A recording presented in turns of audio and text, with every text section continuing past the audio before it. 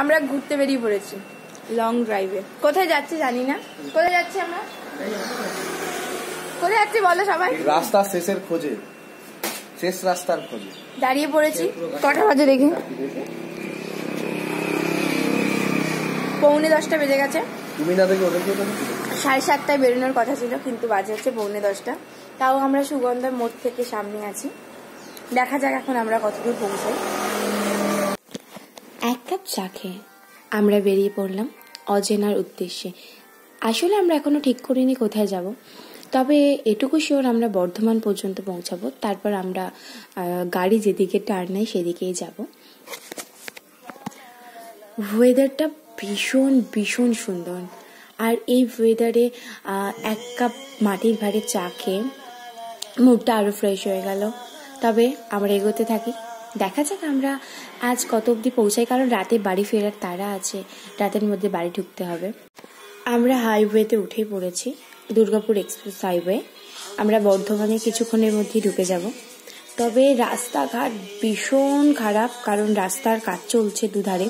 তো তারা যারা এই সময় ঘুরতে বেরোবে তারা হাতে সময় নিয়ে ঘুরতে বেরিও, কারণ যে রাস্তা 8 ঘন্টা হওয়ার কথা সেই রাস্তা কিন্তু 1.5-2 ঘন্টা লেগে যাচ্ছে।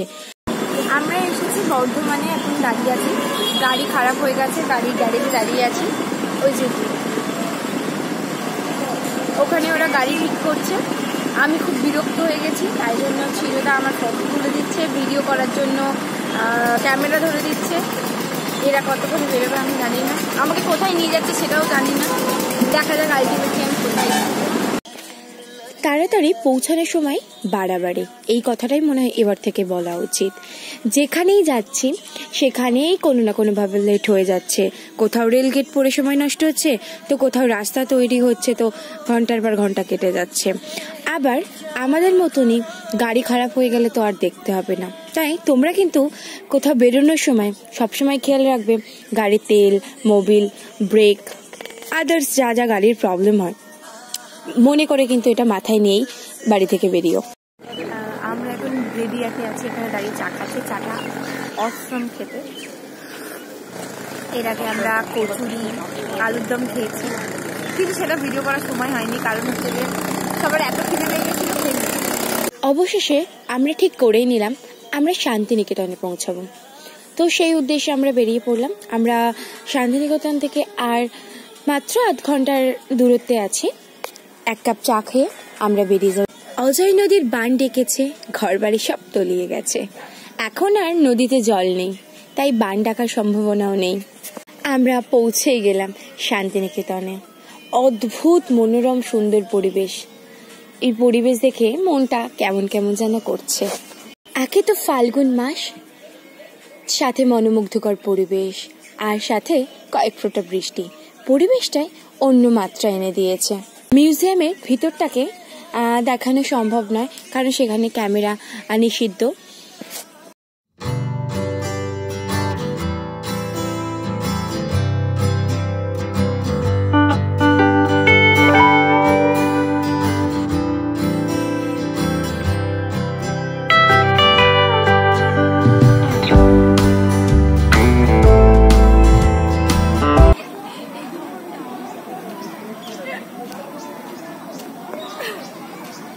আমার বাড়ি, এই বাগানগুলো সব আমার। মিউজিয়ামে ভিতরটা ঘোরা শেষে মিউজিয়ামের বাইরেটা ঘোরাঘুরি।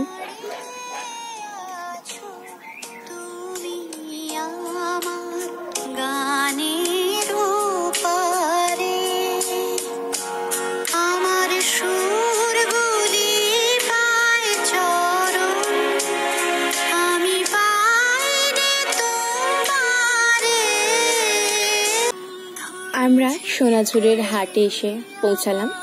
সোনায় ঝরছে বটে, আহা সে কি গন্ধ! এমন সুন্দর গন্ধেই বোধহয় রবীন্দ্রনাথ ভেসে গিয়েছিলেন। সোনাঝুরি গাছের বাগানে আছি আমরা। অপূর্ব গন্ধ বেরোচ্ছে, অপূর্ব গন্ধ, অপূর্ব গন্ধ, অপূর্ব। ফিদা হয়ে গেছি।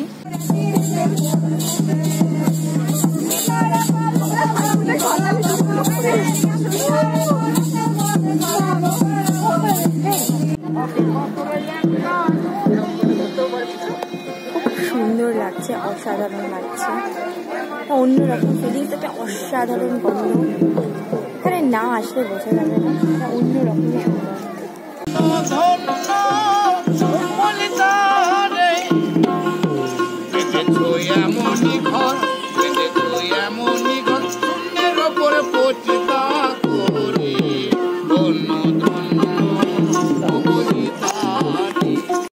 পুরানো সেদিনের কথা ভুলবি কি রে, হায় ও সে চোখের দেখা। মন কানে তোমার লাগিয়া, কানে তোমার লাগিয়া, ও বন্ধু রে, মন কানে তোমার লাগিয়া। হয়ে গেছে শান্তিনিকেতন। এবার আমরা বাড়ির উদ্দেশ্যে বেরিয়ে পড়ছি। এখন বাজে 4:45। কতক্ষণে পৌঁছাবো? প্রায় 4 ঘন্টা। আনফোর্টায় শান্তিনিকেতন চলে এসেছি। বেশ দারুণ লাগছে ব্যাপারটা।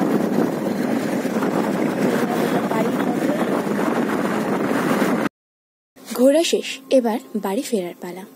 বাড়ি ফেরার পথে শক্তিগড়ের ফেমাস ল্যাংচা, বর্ধমানের সীতাভোগ, মিহিদানা নিয়ে চললাম বাড়ির পথে।